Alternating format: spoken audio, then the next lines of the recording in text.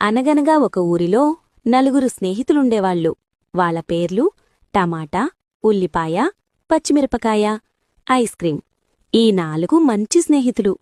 ఒకరోజు వీళ్ళు నలుగురు సినిమాకి వెళ్లారు. సినిమా చూస్తే వస్తుండగా పెద్ద వర్షం పడింది. దానితో ఐస్ క్రీం కరిగిపోయి చనిపోయింది. అది చూసి ఉల్లిపాయ, టమాటా, పచ్చిమిరపకాయ ముగ్గురూ ఏడుస్తున్నారు. కాసేపు తర్వాత మళ్లీ నడుచుకుంటూ వెళ్తున్నారు. వెళ్లే దారిలో ఒక బజ్జీల బండి అతను ఒక పచ్చిమిరపకాయ తగ్గిందని వెళుతున్న పచ్చిమిరపకాయలు పట్టుకుని శనగపిండిలో ముంచి బజ్జీ వేసేశాడు. దానితో పచ్చిమిరపకాయ చనిపోయింది.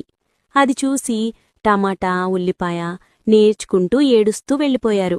దారి మధ్యలో రోడ్డు దాటుతుండగా ఒక లారీ టమాటాపైనుంచి వెళ్ళిపోయింది. దానితో టమాటా పచక్మని చనిపోయింది. అది చూసి ఉల్లిపాయ ఏడుస్తూ ఏడుస్తూ వెళుతోంది.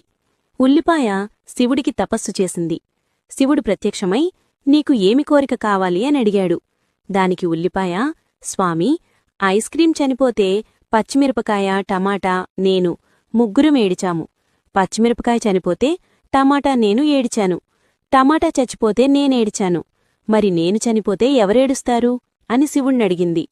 అప్పుడు శివుడు ఉల్లిపాయకి ఒక వరం ఇచ్చాడు. నిన్ను ఎవరైతే కోస్తూ ఉంటారో వాళ్లు కూడా కళ్లంట నీళ్లు వస్తాయి అని వరమిచ్చాడు.